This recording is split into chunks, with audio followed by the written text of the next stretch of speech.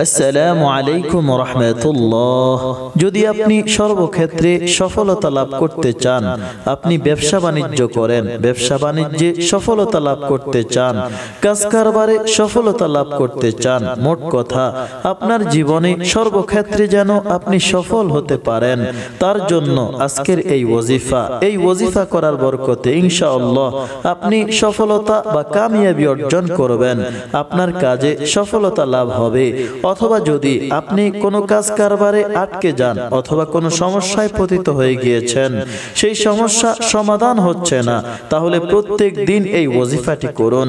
প্রত্যেক দিন ওযু অবস্থায় এই ওয়াজিফাটি করবেন। অবশ্যই 5 ওয়াক্ত নামাজ আদায় করবেন এবং যে কোনো নামাজের পর বসে সর্বপ্রথম 11 বার দুরূদ শরীফ পড়ুন, অতঃপর 10 বার সূরা মুজাম্মিল তেলাওয়াত করুন।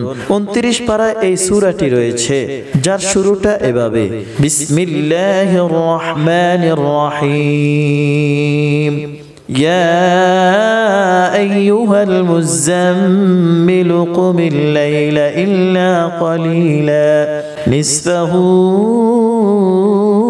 আও ইনকুস মিনহু ক্বালিলা আও জিদ আলাইহি ওয়া রাত্তিলিল কুরআনা তারতিলা।